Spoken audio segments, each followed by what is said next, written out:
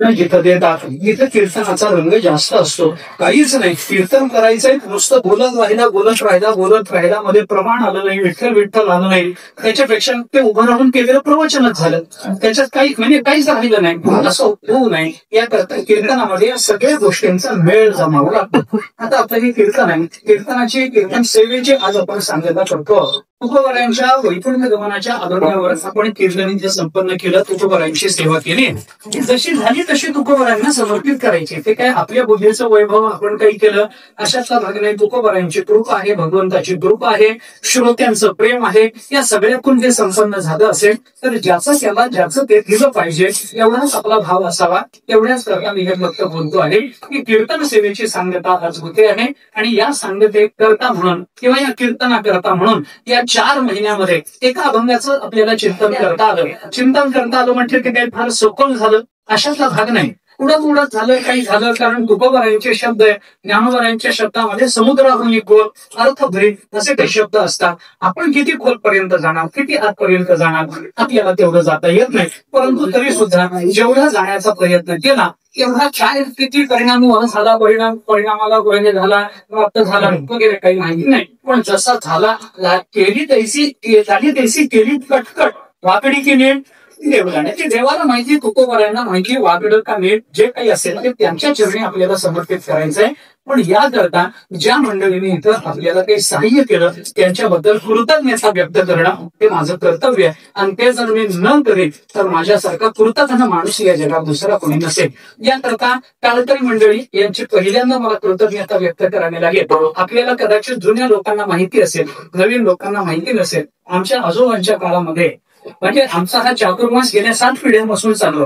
ज्ञानेश्वरी, गाथा, चक्री पूजा या सगळ्या सप्तवाङ्मयाच्या सेवा, भगवानाचं नामचिंतन 7 पिढ्यापासून चालू आहे. ते चालू राहील ज्ञानोबारायांची जशी इच्छा असेल तसं, पण आतापर्यंत चालू राहिलेलं आहे. त्याच्याबद्दल काही कोणाच्या मनामध्ये विकल्प यायचं कारण नाही. पण जुन्या काळात आजोबांच्या काळामध्ये इथं जेव्हा कीर्तन व्हायचं तेव्हा श्रोतृवर्ग खूप असायचा. पण त्यांचं दुर्दैव असं होतं की त्यांना टाळकरीच मिळत नव्हतं. कारण काय होतं, लोक लिहून घ्यायला बसायचे. त्यावेळेला हे मोबाईल नव्हते ना, त्यामुळे ते लिहून घ्यायला बसायचे लोक. ते लिहून घ्यायचं, उभं टाळ घेऊन उभं राहिलं की लिहून घेता यायचं नाही. लिहून घेता नाही आलं की मग ते पुढे अडचण जायची, मग अभ्यास व्हायचा नाही त्याचा. मग ते लिहून करता मग ते ज्यांना गाता येतं, टाळ वाजवता येतो ते काय करायचे, वर जाऊन बसायचे, दिसूच नाही कुणाला. मग महाराज काय करायचे की त्यांना बोलवून ठेवून सांगायचे, पाहिजे तर तुम्हाला मी नंतर टिपण देतो, तुम्हाला नंतर तुमच्याकरता कीर्तन करतो, बसून तुम्हाला पाठात अभंग सांगतो, पण टाळ घेऊन उभा राहा.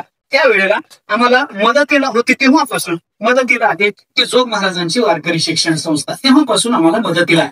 गोदे बाबा कधी लिहून घ्यायला बसले कधीच नाही, ते टाळ घेऊनच उभे राहिले. शेवटपर्यंत त्यांनी महाराजांना मदत केली. माझ्या 3 पिढ्या आमच्या पिढीपर्यंत गोदे बाबांनी आम्हाला कीर्तनामध्ये सहाय्य केलं. ती जोग महाराजांचीच कृपा आम्ही मानत आलेलो आहोत. त्यांचेच उपकार आमच्या घराण्यावर, आमच्या परंपरा, आमच्या या सगळ्या कीर्तन ह्याच्यावरती, सेवेवरती जोग महाराजांचेच उपकार आहेत असं आमच्या अंतःकरणातली प्रामाणिक भावना आहे. त्यामुळे टाळकरी मंडळींच्या प्रति कृतज्ञता व्यक्त करणं, त्यांच्या चरणी नतमस्तक होणं हे मी माझं कर्तव्य आहे. या मंडळींच्या चरणी नतमस्तक होणं म्हणजे माझा भाव प्रत्यक्ष जोग महाराजांच्या चरणी नतमस्तक झाल्याचा आहे, हेही प्रांजळपणाने मला कबूल केलं पाहिजे.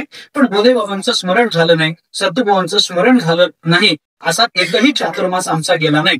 मग त्या मानानं आजोबांपेक्षा आमचं भाग्य मोठं आहे. त्यांना टाळकरीच मिळत नव्हते. आम्हाला टाळकऱ्यांना उभं राहायला जागा नाही. आम्हाला इतके सगळे आम्हाला सहाय्य करणारी मंडळी मिळाली. कारण काय माहिती का, त्यांना का मिळत नव्हते, लोक लिहून घेत होते. आमच्या कीर्तनात लिहून घेण्यासारखंच काही नाही, त्यामुळे निदान टाळ घेऊन तरी उभं राहावं असं वाटून बिचारे सेवेमध्ये प्रवृत्त होतात. असं माझी भावना काय ती घडून दाखवणं. आता काय कीर्तन माझं चालू आहे, त्याच्यामुळे मी काय म्हणतो त्यालाच महत्व जास्त आहे. त्यामुळे माझी एक अशी प्रांजळ भावना, तरी सुद्धा ही मंडळी आम्हाला मदत करतात. गायक वादक मंडळी सगळ्यांच्या चरणी नतमस्तक आहे, सगळ्यांप्रती कृतज्ञ आहे. जो महाराजांच्या चरणी नतमस्तक आहे, नांदेकर मामांच्या चरणी, संस्थेच्या चरणी, बोधेबाबा, सतुबुवा ही मंडळी तर आम्हाला 3 पिढ्यांना मदत करणारी होती. श्रवणालाही होती आणि कीर्तनालाही होती आमच्यापर्यंत. आपल्याला सगळ्यांना ज्या जुन्या लोकांनी बोधेबाबांना बघितलंय ना, खरोखर ते भाग्यवान. धन्य म्हणवीन लोकी लोका, भाग्य आम्ही तुका नाही बाबा देखील, असं म्हणायला पाहिजे. बाबांना बघितलं खरं भाग्य वाटावं. चालता बोलता गाथा बाबा, म्हणजे चालता बोलता गाथा, म्हणजे बाबा चालायला लागले की गाथाच प्रत्यक्ष चालतो आहे असं वाटावं. असं बाबांचं एकूण रूप त्या गाथ्याचे चिंतनानं, पारायणानं, भजनानं झालेलं होतं.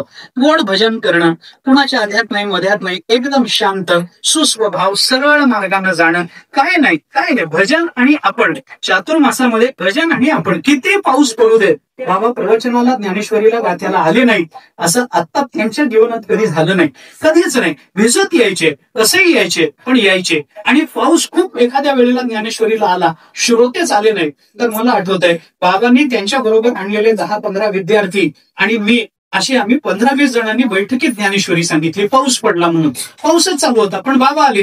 मी म्हणलं बाबा एवढा पाऊस पडतोय, कशी ज्ञानेश्वरी सांगायची? मी ओवी वाचून घेतो. बाबा म्हणते आम्ही आलोय ना, ज्ञानेश्वरी तर सांगायचा नियम आहे आपला, मग आम्ही आलो ना.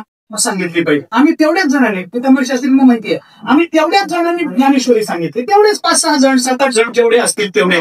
पण बाबांनी नियम कधी चुकवला नाही, नियम त्यांचा कधी चुकला नाही. त्यांचं स्मरण आज होणं मला खूप अपरिहार्य आहे, सतुभावांचं स्मरण होणं खूप अपरिहार्य आहे. परंतु काय आहे, आता नाही आहे, त्याबद्दल अधिक काही मी बोलू शकत नाही, कारण या सगळ्या मंडळींचे उपकार आहेत. आपल्या सगळ्या श्रोत्यांबद्दल कृतज्ञता व्यक्त केली पाहिजे. एक अभंग 7 द्वादशा झाल्या आपण विचारात घेतो, पण तरी सुद्धा आपण उत्साहाने ऐकता. काहीतरी मला तुमच्या डोळ्यातून सुचवत राहता, तुमच्या प्रेमातून मला काहीतरी सुचत राहतं. हे खरं म्हणजे तुमचे उपकार आहेत. मी आजोबा आमच्या म्हणत असत की मनुष्य वक्ता बोलतो, तो आपल्या अभ्यासानं सगळंच बोलतो असं नाही. वक्ता आपल्या अभ्यासानं फक्त 25% बोलत असतो. त्याचा अभ्यास जो व्यक्त होतो तो 25%तच व्यक्त होतो, पण उरलेलं 75% बोलणं हे श्रोते त्यांच्या डोळ्यातून आणि त्यांच्या ह्याच्यातून, लक्ष देऊन ऐकण्याच्या ह्याच्यातून, अवधान देण्यातून ते श्रोते 75% वक्त्याला बोलायला भाग पाडत असतात. श्रोत्याचं प्रेम वक्त्याच्या मुखातून सिद्धांत बदलून घेत असतं, असं आमचे आजोबा म्हणायचे. आणि त्याचा अनुभव आम्हाला तुमच्या समोर वारंवार येतो. या कीर्तनामध्ये, प्रवचनामध्ये बऱ्याच वेळेला खूप काही कंटाळवाणे विषय येऊन गेले, खूप काही गोष्टी अशा होत्या की आपल्याला त्याच्यामध्ये स्वारस्य वाटलं नाही. बऱ्याचशा गोष्टी तत्वज्ञानाच्या होत्या, नको वाटण्यासारख्या होत्या. पण तसं जरी असलं तरी आपण चेहऱ्यावर कोणताही भाव न दाखवता डोळे मिटवून शांत चिंतन आपण ऐकलं. नाही, मी प्रामाणिकपणे बोलतोय, विनोद काहीच नाही याच्यात, विनोद नाही. मला अवमान तर बिलकुल करायचं नाही, विनोदही मला करायचा नाही, पण आपण शांत चित्तानं हे सगळं ऐकून घेतलं, त्याबद्दल आपल्या चरणी कृतज्ञ भावनेने नतमस्तक होणं हे माझं कर्तव्य आहे. ज्या ज्या मंडळीने या कीर्तनाकरता, या चातुर्मास्याच्या सेवेकरता ज्या पद्धतीचं सहाय्य केलं, त्या सर्वांप्रती कृतज्ञता आहे. प्रत्येकाचा नामोल्लेख करणं हे वेळेअभावी शक्य होणार नाही, पण ज्यांनी मदत केली त्यांच्यावर भगवंताची कृपा व्हावी, ज्ञानोबा तुकोबारायांच्या कृपेचा वर्षाव व्हावा. त्यांना तुकोबारायांनी सांगितलेल्या कीर्तनामध्ये सांगितलेल्या कीर्तनातून प्राप्त होणारं फल त्यांनाही प्राप्त व्हावं. त्यांना तुकोबाराय म्हणतात तशा पद्धतीनं कीर्तन करण्याच्या प्रेरणा निर्माण व्हाव्या, सद्भावना जाग्या घ्याव्या, एवढीच प्रार्थना या सगळ्यांच्या संबंधाने मी करू शकतो. आपल्या सर्वांच्या प्रति कृतज्ञता आहे. कीर्तनाची सेवा संपली तरी सप्तमीपर्यंत आपल्याला ज्ञानेश्वरी आणि गाथ्याची सेवा चालू ठेवणंच आहे. तर ती चालूच राहणार आहे. फक्त आता पुढची द्वादशी वारीतली असल्यामुळं ती आपल्याला चातुर्मासात घेता येणार नाही. चातुर्मासाची सांगता त्यापूर्वी होऊन जाईल, त्यामुळे पुढच्या द्वादशीचा विषय नाही. पण वारीचं कीर्तन द्वादशीचं इथं होणारच आहे. त्यामुळे आपल्या सगळ्या लोकांना त्याचंही आमंत्रण आहे की वारीतल्या एका द्वादशी आपण कीर्तनाला इथं या, हे तर आमचं सांगणं आहेच आहे. पण तरी सुद्धा चातुर्मासाच्या सेवेची सांगता म्हणून आज आपण इथं थांबतो. जेवढा विचार अभंगाचा झाला तेवढाच विचार, तेवढीच मला देवानी बुद्धी दिली असं समजून त्याच्याकडे बघा. त्याच्यातलं जे चांगलं आहे ते अर्थात तुकोबारायांचं आहे, अर्थात ते शास्त्राचं आहे, अर्थात ते संतांचं आहे, अर्थात ते आमच्या गुरूंचं आहे, सद्गुरूंचं आहे. त्यांनी ज्या प्रेरणा दिल्या, त्यांनी ज्या पद्धतीनं बोलवून घेतलं, त्या पद्धतीने आम्ही त्याच्यावर बोललो. पण ते त्यांच्या कृपेचे पोषणे जन्मोजन्मी तुका म्हणे याच भूमिकेतून आम्ही त्यांच्या चरण कमलाकडे बघत आलेलो आहोत. सद्गुरू गोविंद महाराजांची कृपा म्हणजे आम्ही प्रत्यक्ष ज्ञानोबरायांची कृपा समजतो, प्रत्यक्ष पंढरीनाथाची कृपा समजतो. इतकं त्यांचं जीवन हे ज्ञानोबराय पंढरीनाथाशी एकरूप झालेलं जीवन आहे. त्यामुळे त्यांच्या चरणी हे सगळी चातुर्मासाची सेवा समर्पित करणं हेही आमचं कर्तव्य आहे. कारण आमचा चातुर्मास त्यांच्यापासून आहे, त्यांची प्रेरणा हेच आमच्या चातुर्मासाचा प्राण आहे. त्यामुळे त्यांच्या चरणी ही सेवा समर्पित करणं हेही योग्य आहे. पण अर्थात महाराज आहेत, सद्गुरू म्हणून आहेत, हे सगळं जरी खरं असलं तरी प्रत्येकाच्या अंतःकरणामध्ये ज्ञानोबा आहे, तुकोबा आहे, परमात्मा आहे, सद्गुरू आहे. त्या सर्वांच्या अंतःकरणातल्या त्या तत्वांना अंतःकरणपूर्वक मी साष्टांग वंदन करतो, सगळ्यांच्या चरणी नतमस्तक होतो. ही झालेली सेवा संतांच्या, सद्गुरूच्या, परमात्म्याच्या आणि आपल्या सर्व श्रोतवृंदांच्या चरणी समर्पित करतो. झाली जशी झाली तशीच समर्पित करतो. आपण त्याच्याचा चांगला भाग घ्या. मागे म्हटल्याप्रमाणे माणसानं चाळणीसारखं ऐकू नये, सुपासारखं ऐकावं.